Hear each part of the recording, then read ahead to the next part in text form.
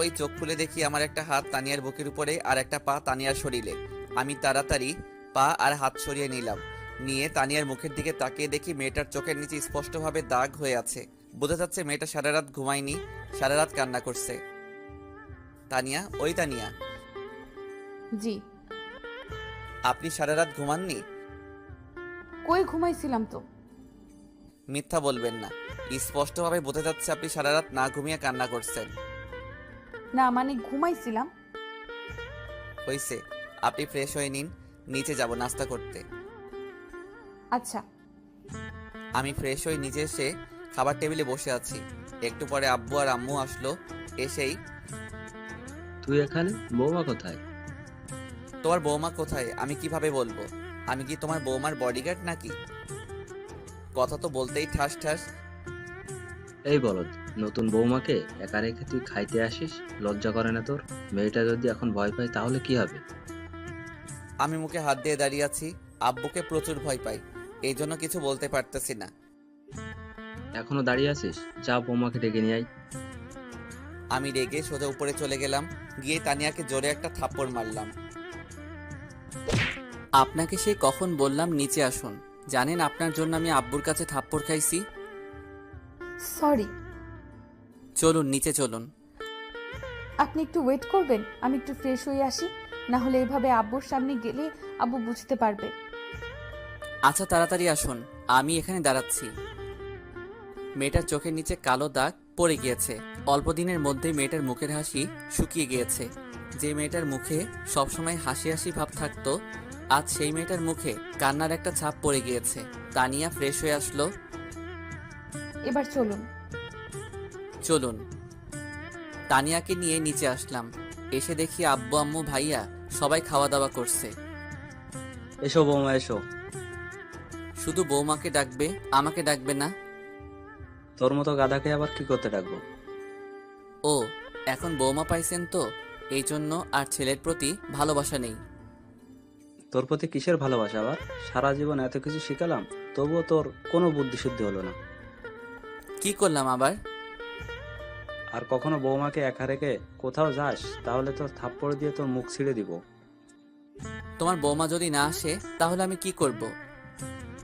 আব্বু আমি আসছিলাম, কিন্তু উনি আগেই চলে আইছে। এই বলদ, বৌমা কি বলছে? নাউজুবিল্লাহ, তোমার বৌমা মিথ্যা বলছে।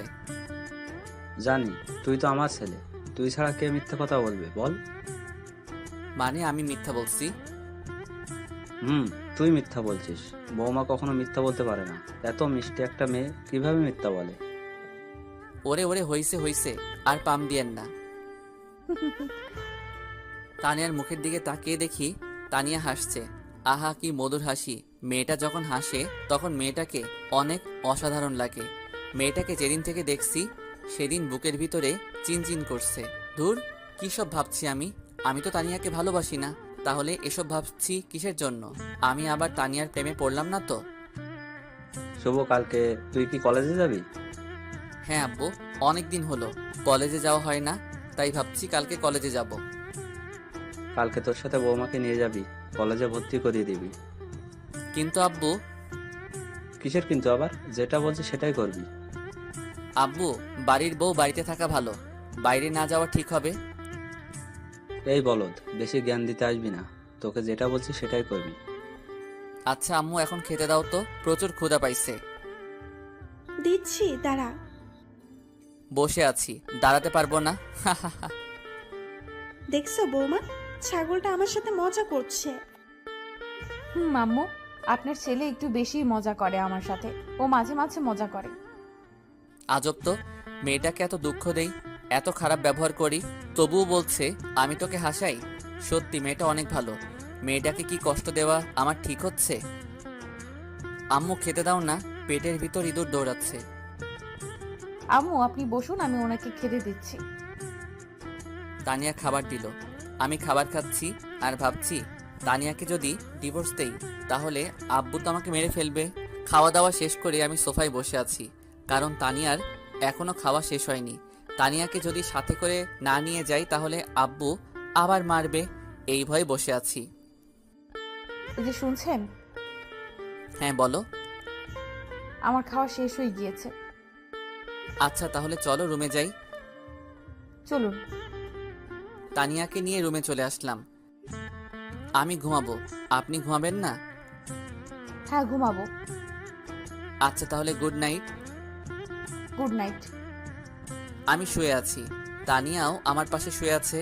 তানিয়াকে থাপ্পড় মারা আমার মনে হয় ঠিক হয়নি। আচ্ছা, মেয়েটার তো কোনো দোষ ছিল না।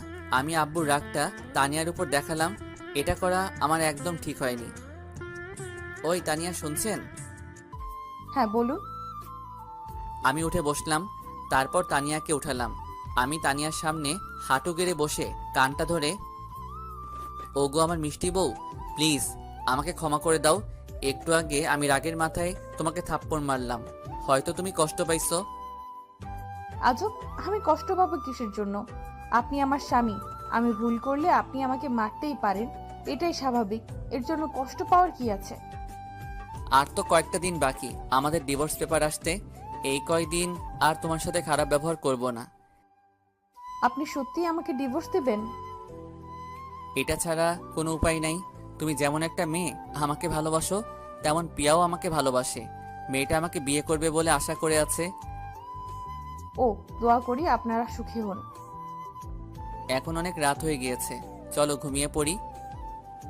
আমি শুয়ে পড়লাম। কিছু সময়ের মধ্যেই চোখে ঘুম চলে আসলো। সকালে যখন আমার ঘুমটা ভাঙলো, তখন দেখি তানিয়ার মাথা আমার বুকের উপর।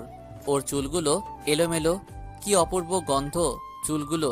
আমি ওর চুলগুলো নাকের কাছে নিয়ে সুগন্ধ অনুভব করছি, আর ওর মুখের দিকে তাকিয়ে আছি। কি মিষ্টি মেয়ে। মেয়েটা যখন ঘুমায়, মেয়েটাকে আরো সুন্দর লাগে, পুতুলের মতো করে ঘুমায়। মন চাচ্ছে মেয়েটাকে জোরে জড়িয়ে ধরে বলি, ওগো আমার মিষ্টি বউ, আমি তোমাকে বড্ড ভালোবাসি। দূর, কি সব ফালতু ভাবছি আমি। তানিয়া, ওই তানিয়া। হুম। আমি উঠবো। উঠুন। আরে কিভাবে উঠবো, তোমার মাথা তো আমার বুকের উপর। তানিয়া কথাটা শুনতেই তাড়াতাড়ি উঠে বসলো। সরি, আমি বুঝতে পারি নাই রাতে কখন ঘুমাইছিলাম।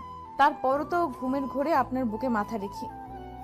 আচ্ছা সমস্যা নেই, আপনি তাড়াতাড়ি ফ্রেশ হয়ে নিচে আসুন।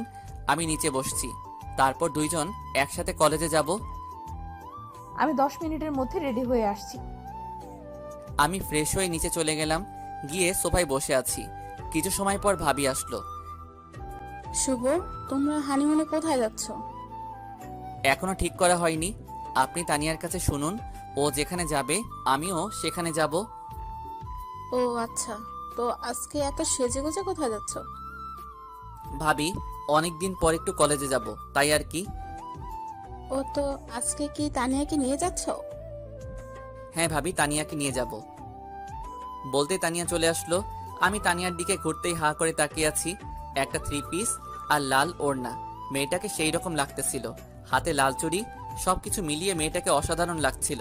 আমি নিজেই অবাক হয়ে গেছিলাম যে এটা আমার বউ, কত সুন্দর লাগছে মেয়েটাকে। আমার বউটা সত্যি অনেক মিষ্টি, মেয়েটাকে অসাধারণ লাগছিল।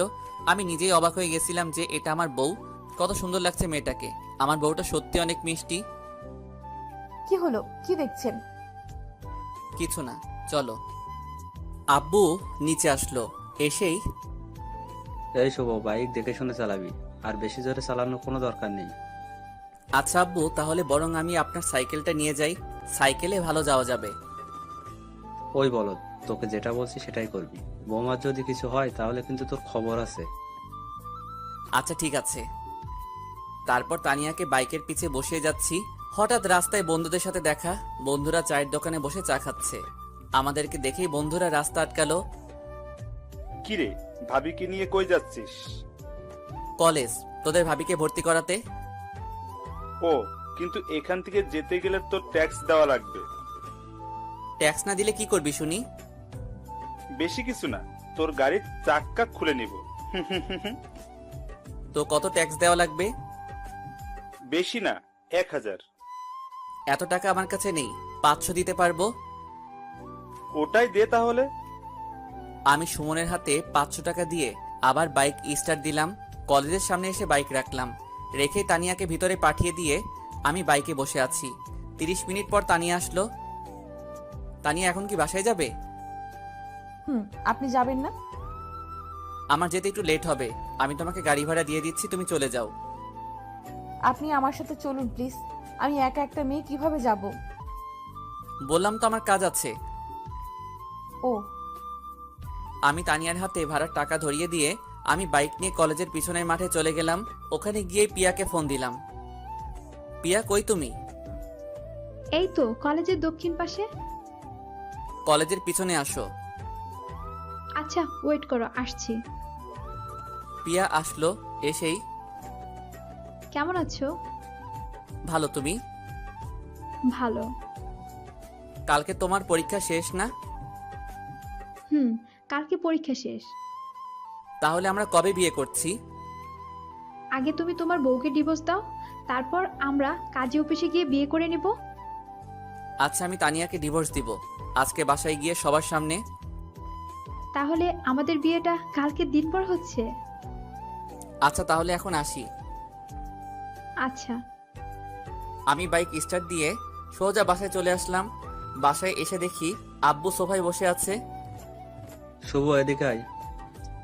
আমি আব্বুর সামনে গিয়ে দাঁড়ালাম।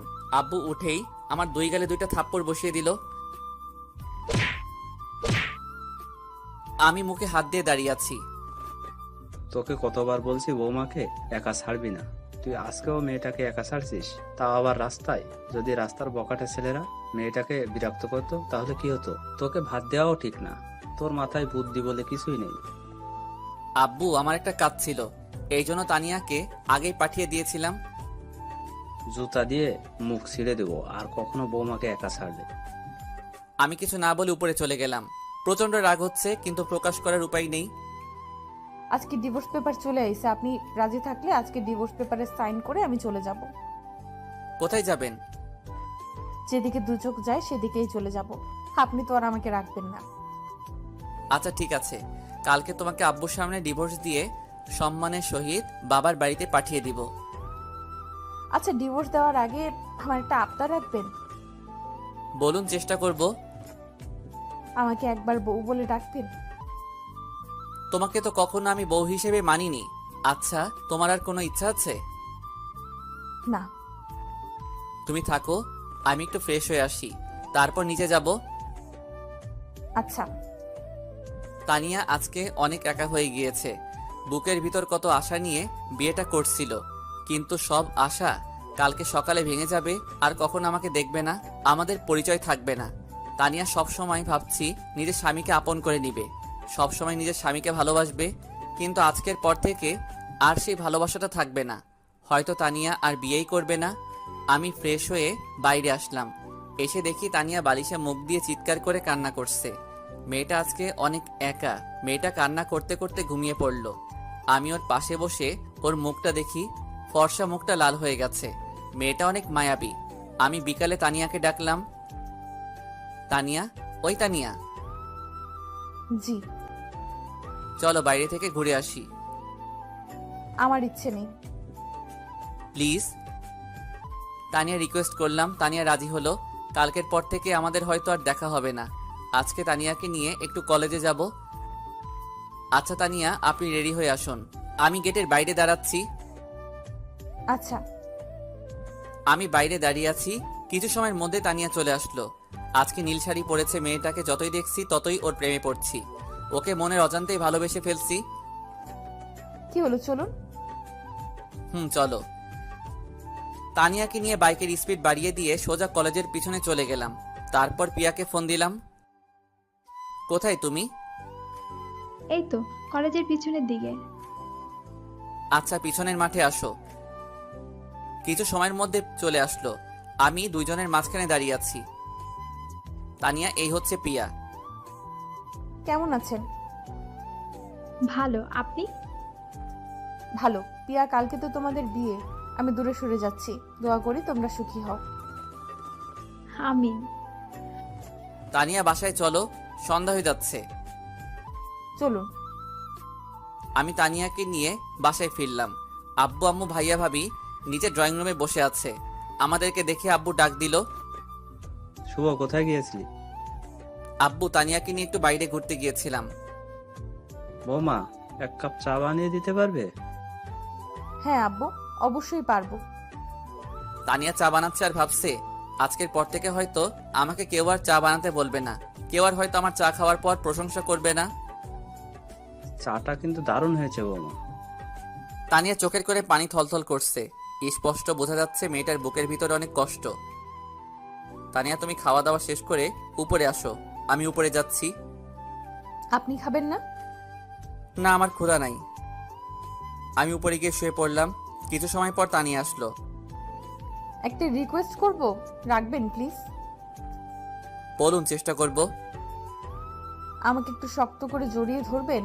আজকের পর থেকে আর হয়তো আপনার সাথে আমার পরিচয় থাকবে না, আপনাকে আর হয়তো কখনো জড়িয়ে ধরা হবে না। না, আমি পারবো না। আপনি আমার স্ত্রী হলেও এটা আমি পারবো না। তানিয়া কাঁদো কাঁদো কণ্ঠে বলল। আচ্ছা ঠিক আছে। তানিয়া শুয়ে পড়ল। আমি কিন্তু জেগে আছি, চোখ বন্ধ করে শুয়ে আছি। ভাবছি কালকে আব্বুর সামনে এই কথাটা কিভাবে বলবো। তানিয়ার বাবা যে কথাটা দিয়েছিলাম সেই কথা মতো আমিও তার মেয়েকে সম্মান করতে পারলাম না। বিভিন্ন চিন্তা করতে করতে চোখে ঘুম চলে আসলো। সকালে উঠে তানিয়া আমার বুকের উপরে মাথা রেখে ঘুমাচ্ছে। আমি তানিয়ার মাথাটাকে সরিয়ে দিয়ে আস্তে আস্তে ওয়াশরুমে চলে গেলাম। আমি ফ্রেশ হয়ে ঘড়ির দিকে তাকিয়ে দেখি 8টা বাজে। আমি তানিয়ার পাশে গিয়ে তানিয়াকে ডাকলাম, তানিয়া উঠো, ফ্রেশ হয়ে গুছিয়ে নিচে আসুন, আজকে আব্বুর সামনে সব সত্যিটা বলে দিব। তানিয়া কাঁদো কাঁদো কণ্ঠে বলল, আচ্ছা। তানিয়া সব জামা কাপড় গুছিয়ে নিয়েছে আর ভাবছে তার সাথে আজকে কি হতে চলেছে। সে আজকের পর থেকে এই বাড়ির বউ থাকবে না, এই বাড়িতে নতুন কেউ আসবে, তোর স্বামী অন্য কারো হয়ে যাবে। তানিয়া ডিভোর্স পেপারটা হাতে নিয়ে নিচে আসলো। এসেই দেখলো পিয়া দাঁড়িয়ে আছে, পিয়ার সাথে একটা ছেলেও দাঁড়িয়ে আছে, আর শুভ ওদের পিছে দাঁড়িয়ে আছে। শুভর আব্বু সোফায় বসে আছে।